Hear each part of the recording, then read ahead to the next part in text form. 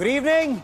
With clinical precision, India is taking multiple steps to impose unaffordable costs on that radical Islamist terror state, Pakistan. That is India's effort to ensure that there is no Pahalgam that happens once again, even if it means you put sanctions on the Pakistani military jihad complex, and that includes Pakistan Army generals. That's the effort. Will it succeed or not? We do not know, but the effort is there. What else is happening? I'll tell you over the course of the next 1 hour on India First.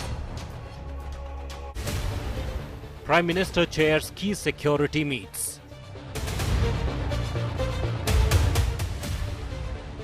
India plans action against Pakistan.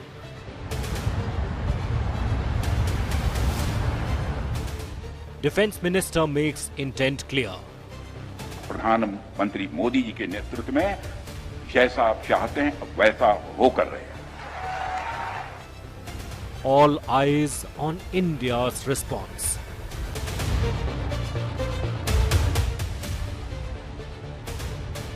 Nervous Pakistan warmongers.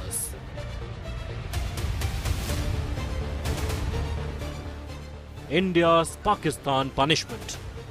Big focus on India First. The indications are all there. That cryptic message from Defense Minister Rajnath Singh, "Jaisa aap chahte hain, waisa hi hoga." And the Pakistan Armed Forces are on tenterhooks. They're actually guessing where the retribution will come from. Will it be a surgical strike? Will it be on land? Will it come from the air? Will it be sea or will it be undersea this time? Now, India is also systematically rallying global support, getting global heads of states and government to realize that a terror state cannot be and must not be supported. It must be actioned against. There's another effort. From the International Monetary Fund to the Asia Development Bank, efforts are being made to ensure that funds that are given for development of Pakistan are not diverted for these military jihad complex, for the radical Islamist terrorists. So a fund squeeze for pauper Pakistan, that's the effort. Now, can Pakistan once again be put on the Financial Action Task Force grey list? And amongst all of this, so while some action is happening on the Indus Waters Treaty, when will kinetic action take place? Will that happen? Ambassador Ajay Bisaria is India's former High Commissioner to Pakistan, and he was the High Commissioner at the time of the Pulwama terror attacks in 2019 and the Balakot airstrikes. He joins me on India's coercive diplomacy then and now. I'm Gaurav Sawant, as always.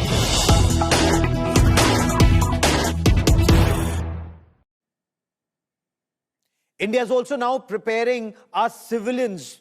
They have to be ready. They have to be prepared because a Pakistani attack could even target civilian areas. And there is a clear indication that India's preparations to dismantle Pakistan's military jihad network isn't just restricted to military response. There could be an escalation. Now, when India takes that action against Pakistan's military jihad complex, Pakistan's army will strike India. It may strike a civilian area. That escalation ladder could see India striking multiple locations in Pakistan in response. And then Pakistan could strike civilian areas in India and even more areas.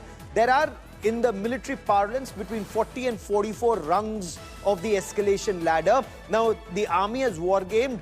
India is on top of that escalation ladder. But the whole of the nation approach is required because the Pakistanis, in an attempt to put more pressure on India to de-escalate, could start targeting civilian areas. Remember, for decades, they have targeted civilians in India, whether it's 26/11 Mumbai terror attacks or the recent Pahalgam terror attacks. Pakistan knows militarily, each time it strikes, there's massive consequences for Pakistan. But it wants to strike civilians and civilian areas, and it has singled out Hindus to target in Pahalgam. The Ministry of Home Affairs has now directed states to start conducting mock drills, start training people where to go in case there's a bomb or a missile strike by Pakistan, and there will be a civil defense exercise on the 7th of May. So what are measures that are to be undertaken? Let me give you some details of measures that the government has mandated must be taken operationalize air raid warning sirens. Remember when I was reporting from Ukraine, Russia, and when I was reporting from Israel, each time a Hamas rocket came in, there was an air raid siren. That siren alerts you to rush to the nearest air raid shelter. But what do you do in India? Where is it that you need to head? Those are certain drills that will be practiced. What do you need to do in civilian areas? Those are drills that will begin in India. Civilians will be trained, students will be trained, civil defense workers will train people on how best to protect themselves in the case of a hostile attack by Pakistan. Provisions of a crash blackout. Now, during the Kargil war, those who were there in 1999 would remember, or those who were there from 1971 war, they would remember a blackout at night, immediately told to turn out all lights, no street lights, no lights anywhere, because that's where you protect your cities or localities from a Pakistani air raid. Provisions for early camouflage of VA and VP, which is vital assets and vital points, all of that need to start happening, and civilians need to be geared up to contribute to protecting our nation from Pakistani terror and their military jihad complex. Then various evacuation plans. People may have to be moved to civilian areas. This is what top government sources are telling India today, that the Ministry of Home Affairs has now directed various state governments to start preparing civilians, and especially in the initial phase, those in border areas, and then subsequently even depth areas, because Pakistan could try and target various cities in our capital, especially cities that are close to very prominent military installations. Prime Minister Narendra Modi today held a series of high-level meetings, and this gives you an idea about how things are gradually scaling up. Pieces of chessboard being put around for India's retribution strike. So the Prime Minister, series of government officials came and met the Prime Minister, from Defence Secretary Rajesh Singh to National Security Advisor Ajit Doval to Home Secretary Govind Mohan. There were a series of back-to-back meetings, both at 7 Lok Kalyan Marg and at Prime Minister's office in South Block. And these meetings were not just about the situation in Jammu and Kashmir, but also the next course of action. Diplomatic action, military action, internal security. How does India deal with this radical Islamist terror state, Pakistan? What and when will India's retribution strike be like? The pieces on the chessboard are being moved around, put in place, because once the things are in place, the attack will happen. And Defense Minister Rajnath Singh has given a very clear indication what India wants will happen. And we'll also get you reports from across the border. Terror state is in panic. They're trying to second guess, what will India do? Will it be an Uri? Will it be a Balakot? Or ab ki baar Navy ka war? अब आतंकियों की बची खुची जमीन को भी मिट्टी में मिलाने का समय आ गया है. India making it clear there will be definite punishment for Pakistan for killing innocents in Pahalgam. After Prime Minister Modi's big assertion that India will pursue terrorists to the end of the earth, comes a big vow by Defence Minister Rajnath Singh, who said that the response India has been waiting for will definitely be delivered by Prime Minister Modi. साथियों, एक रक्षा मंत्री के रूप में मेरा दायित्व है कि मैं अपने सैनिकों के साथ मिलकर देश की सीमाओं की सुरक्षा सुनिश्चित करूं, और मेरा यह दायित्व है कि अपनी सेना के साथ मिलकर देश के ऊपर आंख उठाने वालों को मुंहतोड़ जवाब दूं. Days ago, Home Minister Amit Shah had vowed that India will use all means to punish Pakistan terror audacity, with a chilling "chun chun ke marenge" promise. मैं सभी आतंक फैलाने वालों को कहना चाहता हूं कि लड़ाई का अंत नहीं है. हर व्यक्ति को चुन चुन कर जवाब भी मिलेगा, जवाब भी लिया जाएगा. India, which has ramped up its defence preparedness, is using all means at its disposal to make Pakistan pay. Finance Minister Nirmala Sitharaman approached the Asian Development Bank to choke Pakistan's financial funds, which could stall Islamabad's economy already in doldrums.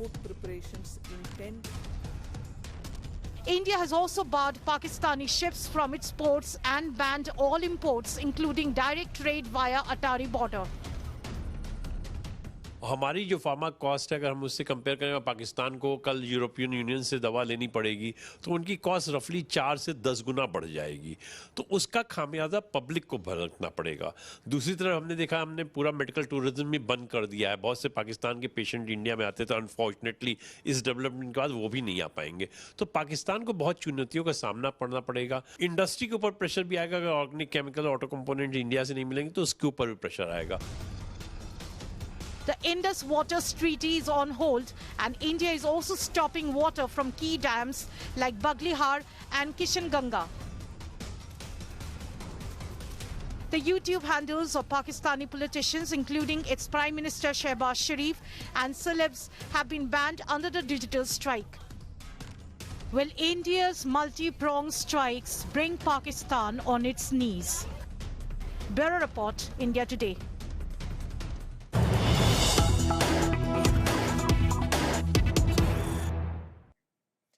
And Defence Minister Rajnath Singh has just announced that the Defence Research and Development Organisation and the Indian Navy have successfully undertaken combat firing of the indigenously designed and development multi-influence ground mine, or MIGM. And watch those images. Those images have just been released by the Navy. Now, this is a very critical system as far as protection of own seas or own territory is concerned. These are new age mines. They also catch the acoustic signature, the electric signature, the magnetic signature of the adversary, and not just contact, but there are other ways that this mine could explode, and the enemy ships and enemy submarines have to be very, very careful. Once they know that these mines are there in certain waters, they prefer not to be anywhere close to this. So this system would further enhance India's undersea warfare capabilities. It's a major shot in the arm for the Indian Navy. Remember, just yesterday, the Defence Research and Development Organisation had tested that helium-filled balloon which was sent up to stratosphere at 17 kilometers or 55,000 feet altitude. That's where it can keep a hawk-eye on all movements of the adversary. Nothing can jam those radars and signatures and sensors, and this is testing undersea of the new age mines with their acoustic and magnetic signatures and electric signatures. So that's where the adversary is very scared, would be very scared from what we could do in the skies and what we could do undersea. Let me now get you details of India's actions and a series of actions that India has taken since the Pahalgam terror strike by radical Islamist terrorists from Pakistan. Because remember what those terrorists did? They singled out Hindus and they shot them in cold blood. The Narendra Modi government is giving every indication enough is enough.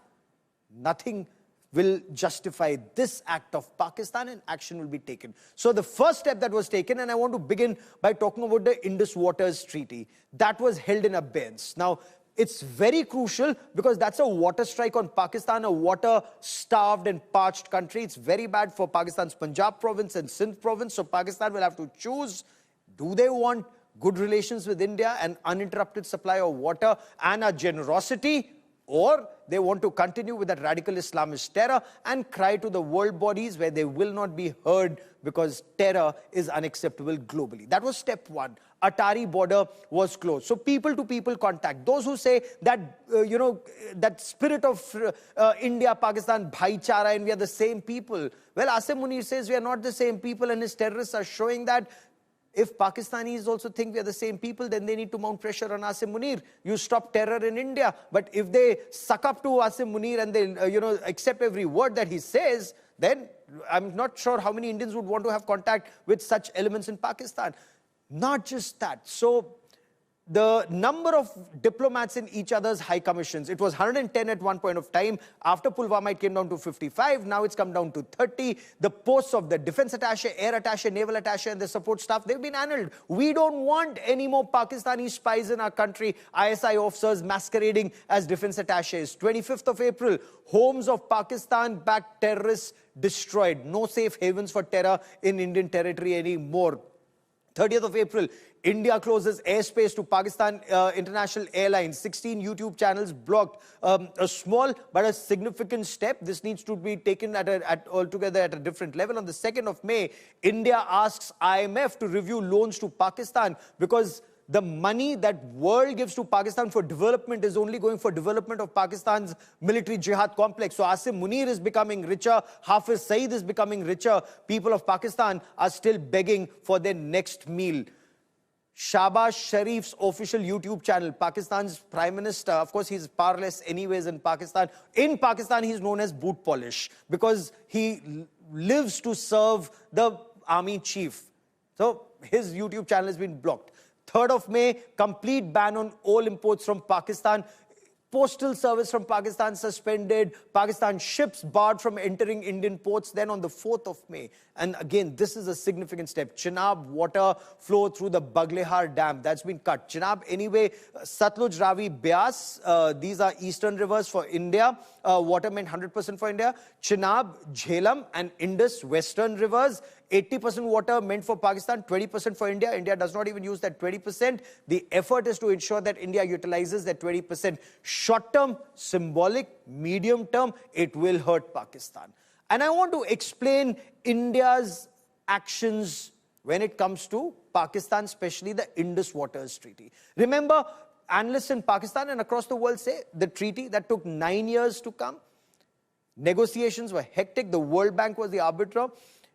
This treaty wasn't either stalled or abrogated or suspended or held in abeyance even after the 1965 war, 71 war, Kargil war of 1999, Operation Meghdoot, Siachen operations in 1984, and subsequently we've had multiple terror attacks. But this time, Prime Minister Narendra Modi says, enough is enough. Water and blood cannot flow together. You want water? Then stop shedding Indian blood. Of course, this isn't a knee-jerk reaction. Letters were sent to Pakistan in 2023 itself, and not one but multiple letters, that circumstances have changed. We need to renegotiate Indus Waters Treaty. Pakistan did not respond. If it hasn't responded, then India is well within our rights to hold the treaty in abeyance. So this is a move to squeeze Pakistan dry. India today was the first to bring you exclusive details of what Narendra Modi government intends to do on ground to, once a decision has been taken, to hold this treaty in abeyance. It was on India first. We detailed India's plans to flush the dams, to desilt operations on Chenab and Jhelum. Today, India Today gets you more details. How this plan is now being actioned, reducing downstream river flow to Pakistan and to send across a message. If you want water, stop spilling our blood.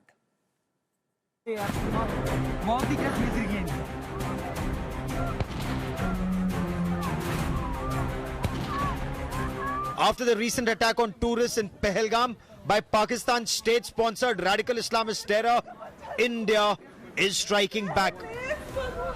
After putting the Indus Waters Treaty in abeyance, the Narendra Modi government is taking more concrete steps to block water flowing into Pakistan. India has closed the gates at two major dams on the Chenab River, Baglehar and Salal, massively reducing the flow of water into Pakistan. This has put Islamabad in a state of panic. And India's actions don't just stop here. The Narendra Modi government is also planning to shut down water flow from the Kishanganga Dam on Jhelum River. With the water levels dropping and pressure mounting, Pakistan is crying foul. Sindhu हमारा है और सिंधु हमारा रहेगा, या इस दरिया से हमारा पानी बहेगा या उनका खून बहेगा. From a diplomatic offensive to exploring military options, India is making it clear that Pakistan's state-sponsored radical Islamist terror will no longer be tolerated. Shri Narendra Modi ji के नेतृत्व में जो प्रधानमंत्री जी ने कहा है कि इस घटना के अपराधियों को धरती के अंतिम छोर तक ढूंढकर दंडित किया जाएगा और दंड ऐसा होगा जिसका कोई पूर्व का उदाहरण नहीं होगा, यानी अभूतपूर्व दंड दिया जाएगा। This time, it's not just retribution, it's calibrated retribution. So this is a very stern message to Pakistan that we are not going to tolerate terrorism that is being sponsored by Pakistan against India.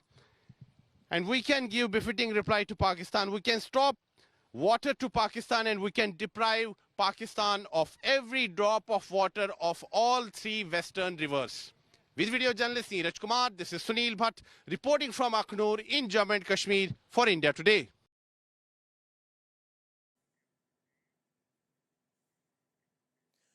So what does holding the Indus Waters Treaty in abeyance translate into action on ground, and how does it translate into action on ground? Let's talk about the Chenab River, for example. India, for decades, has been wanting to desilt the Baglayar Dam. Pakistan wouldn't let that happen. Pakistan would go crying to the International Court of Arbitration, to the Permanent Court of Arbitration, and say, no, you cannot do this, and then India wouldn't be able to do this. Now, with the treaty in abeyance, we don't have to give Pakistan any information. We don't have to tell them about anything. India wants to desilt. India is desilting, and the desilting process has now started. But downstream flow has reduced by 90%. Let me now tell you about the Salal Dam. Now, Salal Dam again is very important. Flushing operations, they started on the 1st of May, and India Today was the first channel right here on India First. I told you Salal Dam and Baglayar Dam, this is where the action will begin. What's happening on the Jhelum River, the Kishan Ganga Dam? Maintenance work has started. Some bits have started. It will be more intense, and the moment that maintenance work happens, imagine Pakistan wasn't even letting us carry out regular maintenance work, regular desilting work. Now that is happening, and water downstream will be stopped. These are just some of the measures that are being taken. There is a lot more that is to be done and will be done in a calibrated manner. In each instance, India is waiting for Pakistan to send out a signal. Either they take action against terror, they stop terror, or it will. You know, it's basically Pakistan is on slow burn. It's like putting a toad in water and then slowly increasing the heat. The toad, otherwise if you put him in hot water, he'll jump out. When you do it gradually, the toad will only realize much later how bad it is hurting.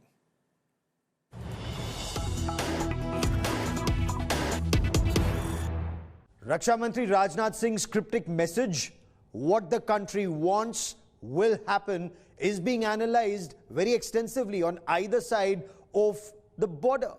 India has unleashed a slew of measures, from holding the Indus Waters Treaty in abeyance to seeking a check on funds for Pakistan to blocking cross-border trade and, of course, even contact. But will there be a kinetic strike, kinetic action to send across a clear message to Pakistan's military jihad complex? Is that the only language Pakistan understands? Joining me on India First is Ambassador Ajay Bisaria, former Indian High Commissioner to Pakistan. Ambassador Bisaria has a distinguished career of over 35 years and as a diplomat was India's envoy to Pakistan at the time of the Pulwama and Balakot airstrikes. Ambassador, welcome on India Today. Thank you, Gaurav. Good to be here. Ambassador, from seeking to starve Pakistan of funds to holding the Indus Waters Treaty in abeyance, India has taken a series of non-kinetic measures. You understand Pakistan. You understand the Pakistani military mindset much better than most. Do non-kinetic actions matter to the Pakistani military jihad complex, or kinetic action must follow?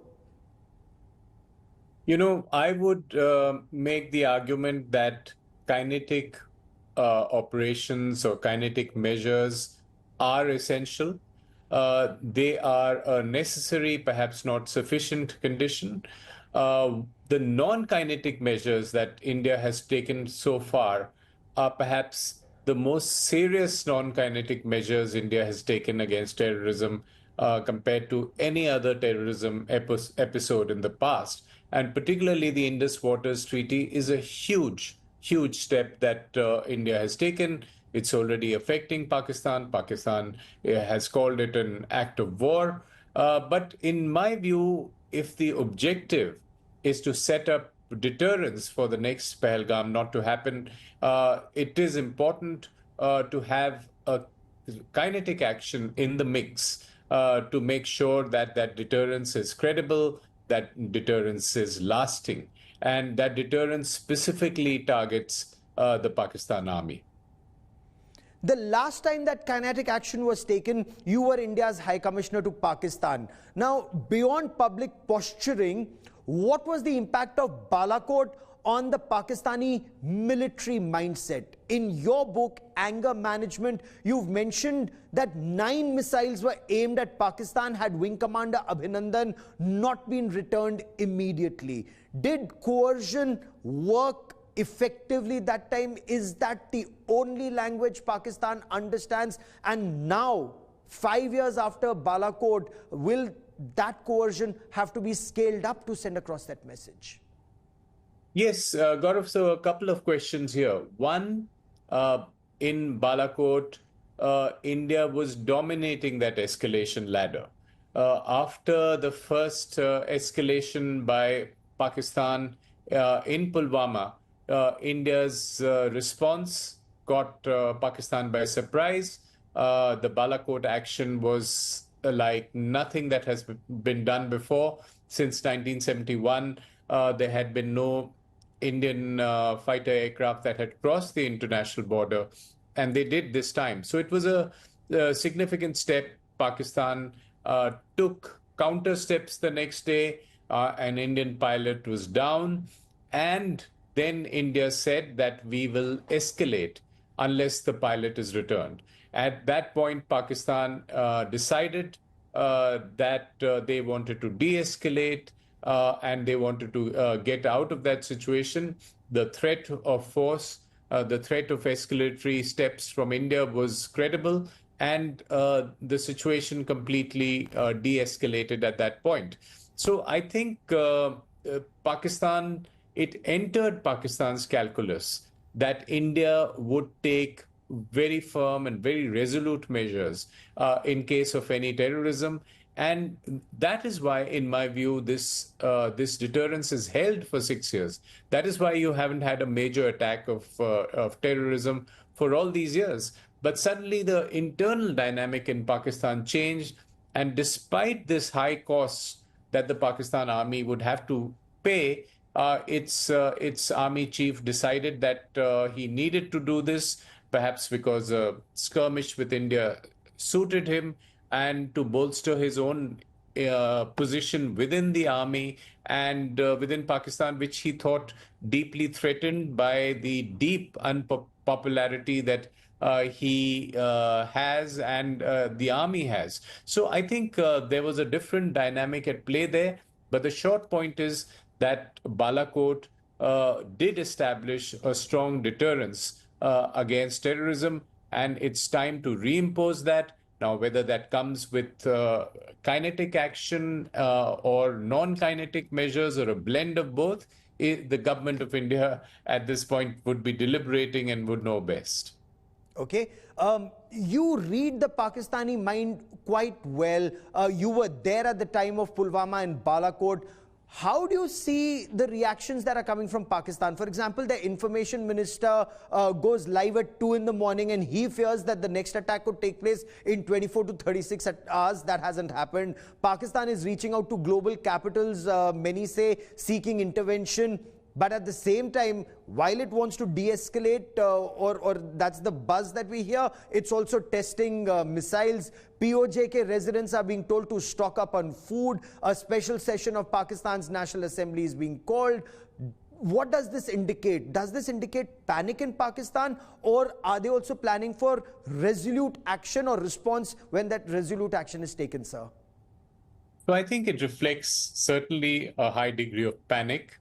It also reflects a certain conscious attempt at messaging through saber rattling and trying to demonstrate to its own internal audiences that Pakistan is prepared, or Pakistan is prepared to take that action. But I think it also reflects at another level the position of the civilians compared to the army.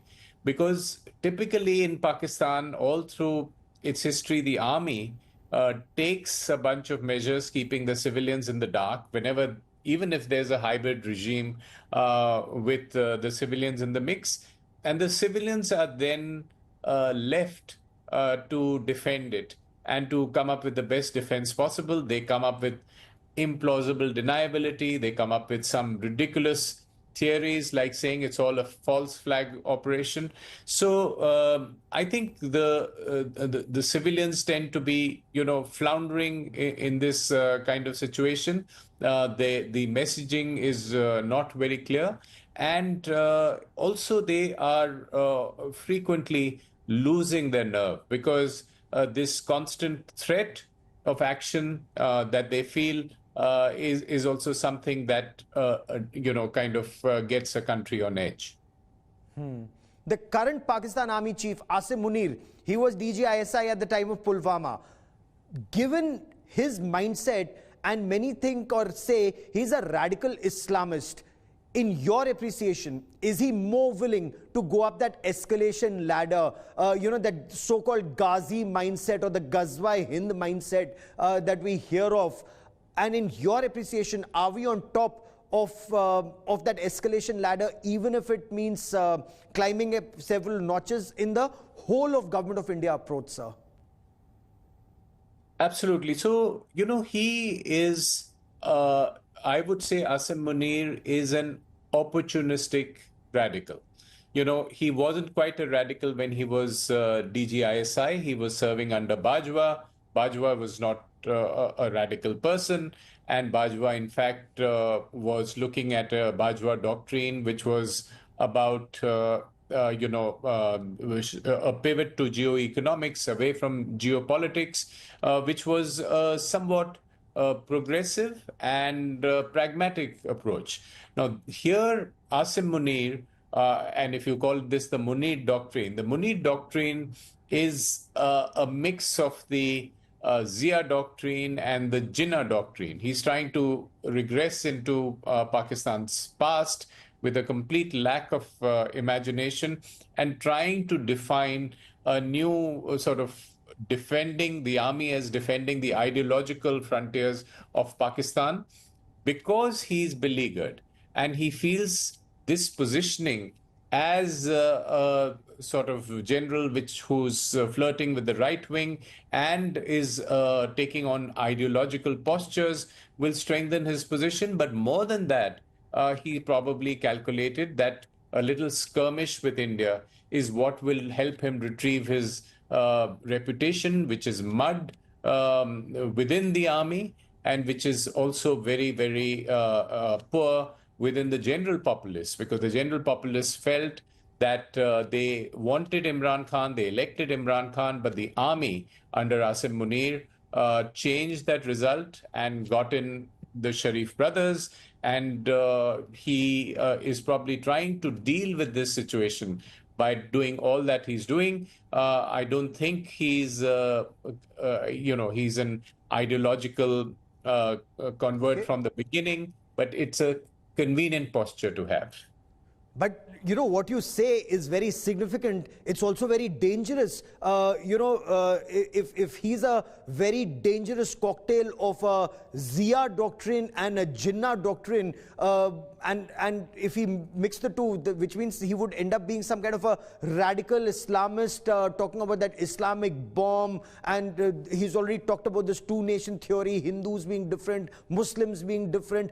Are we now to see more terrorism in our country? Will he want to scale up? That, he probably thought there'll be a quick response from India and he was prepared for it. There hasn't been a quick response from India. Is he bleeding because the response hasn't been swift? Is he sweating it out? And does that tire him out in your appreciation? So another terror attack forcing India's hand, sir? Well, it's we can speculate on this and there are multiple scenarios possible, but I think if we look at it as analysts, I would say that this is an army chief with a higher appetite for risk for having even attempted Pahalgam. But he heads an institution which does not have such a high appetite for risk, because the institution understands that they are no match in the conventional realm for India's army, which is 10x more superior, for India's national will, India's comprehensive national power, which is 10x more than Pakistan. So they recognize that itself acted in the past as a deterrent, but the personal risk appetite has possibly gone up because he feels that this move could help him personally. But I would say that it is an escalated and tense situation, and perhaps the absence of any immediate move from India keeps the Pakistan army as well as the civilians in a higher state of panic, because they are unable to read exactly what India is going to do and when. Very interesting, because you also understand the state of affairs in Pakistan better than many. Their financial situation, the state of their armed forces. A statement or a conversation between two Pakistani journalists had gone viral some years ago, where they had a meeting. This group of journalists had a meeting with General Qamar Javed Bajwa, and General Bajwa, then army chief, had indicated that Pakistan's armor, their military might, was in a very poor shape. They didn't even have enough diesel for movement, or words to that effect. A recent intelligence assessment has also indicated that Pakistan has ammunition for less than 4 days of a full-fledged conflict. Ambassador Bisaria, your appreciation, you heard that conversation then. You know the Pakistan Army's situation much better than most. Your assessment, sir. Yes, and I know both these journalists, Naseem Zehra and Hamid Mir, and they were part of that larger group. And it's fascinating. As people who watch Pakistan, who study Pakistan, this was a very revealing conversation. And Bajwa, after he retired, General Bajwa was particularly voluble and particularly sharing a large number of things which were clear. But, this comes as no great revelation of a secret for the Indian Army, for instance, because what it is essentially underlining is that there is the conventional war fighting capacity of Pakistan's forces is limited. And there is a great deal of asymmetry in that realm with India. And, any military expert, you talk to a lot of them, will tell you that. And that the Pakistan army, beyond a point, doesn't have the stomach nor the capacity to have a war with India, which is in the conventional realm. And I underline that because, right after 1971, Pakistan seemed to come to the conclusion that it is in the non-conventional asymmetric means that it ought to develop the capacities. So it went on to acquire, it became important to acquire nuclear weapons, to get parity in the nuclear realm, and to develop proxy warfare as a legitimate strategy to be able to contest with India in the sub-conventional realm. So I think what this really is underlining is that the Pakistan army is well aware of its limitations in dealing with a much more powerful Indian army. And yet, General Asim Munir did what he did, and now he's brought in another general as his national security advisor. General Asim Malik, DGI, ISI, has been brought in as NSA.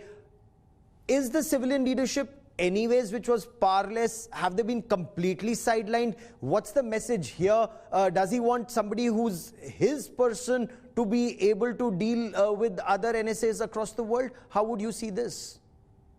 So I would see this as at two levels. One, certainly even the illusion of an NSA who is reporting to the civilian leadership is gone, because this is clearly somebody trusted by the Pakistan Army chief who has been made the NSA. And in a sense, it's not a bad thing.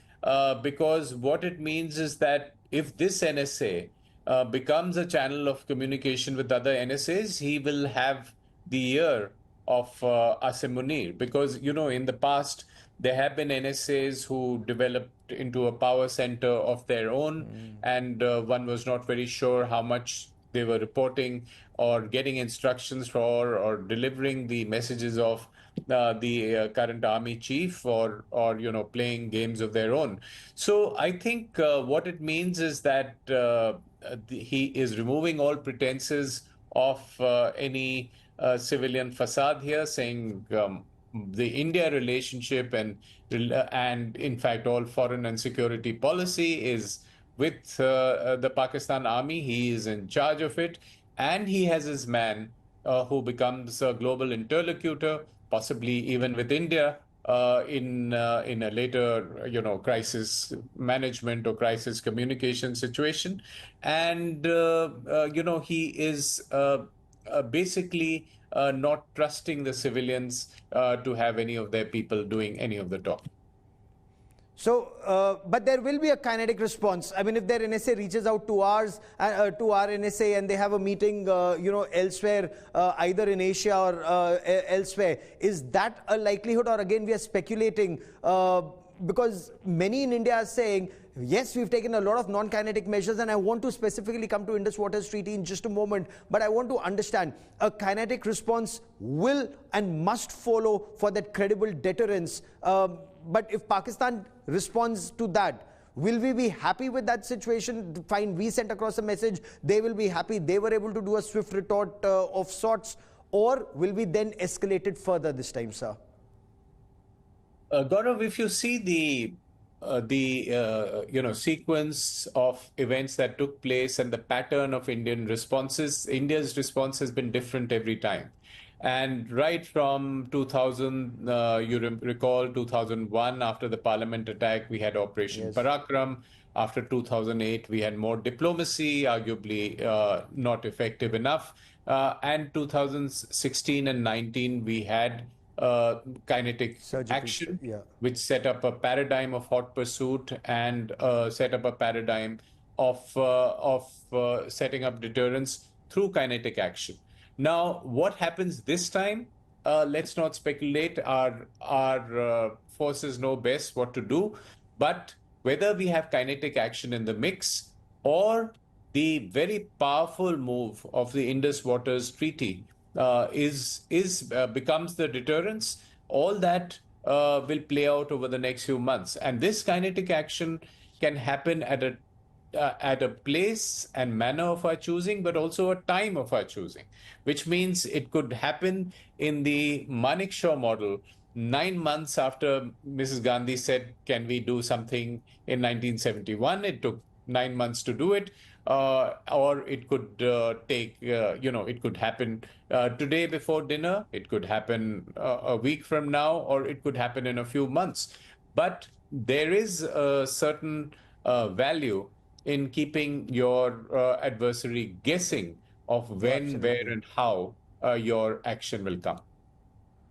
Oh, absolutely, sir. And the action that follows in terms of the Indus Waters Treaty. We've been hearing a series of statements from Khwaja Asif, the defense minister, for example. If he says, he says that if a structure is built, it will be destroyed, and holding the water is an act of war. Are Pakistanis flapping already? I would say it is a measure of panic. It's a lot of bluster. And again, this is part of a classic Pakistan response of a lot of saber rattling very early in a conflict situation, because this is something that they feel gets global attention.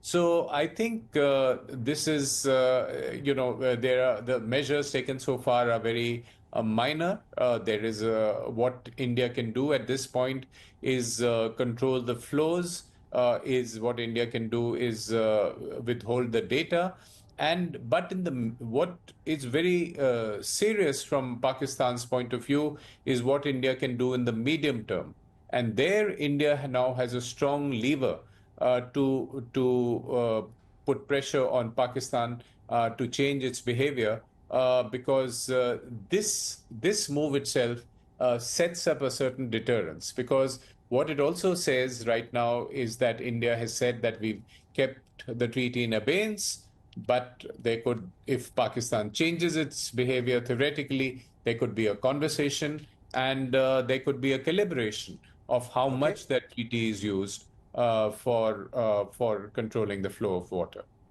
Okay. And, how do we want Pakistan to change, and can a leopard change its spots? But, the point that many in India have argued that we must strengthen democratic parties and forces in Pakistan. But when leaders like former Foreign Minister Bilawal Bhutto Zardari speak the language of Hafiz Muhammad Saeed, a UN designated global terrorist, that if water doesn't flow in the Indus, blood will, or words to that effect. So his grandfather followed the Pakistan army agenda. He was hanged. His mother followed the Pakistan army agenda. She was shot dead by Pakistan-backed terror. His two mamoos died under very mysterious circumstances. And yet, is he now going down the same path of Hafiz Muhammad Saeed and the Pakistan army? Well, I would read this as Bilawal Bhutto saying to the army chief, sir, please remember, I'm still around. I'm still relevant. And there was a theory, when this new government was formed, that the deal was that they would have the Sharif brothers for 2.5 years, and the rest of the period they would give to the Bhuttos or the Bhutto Zardaris.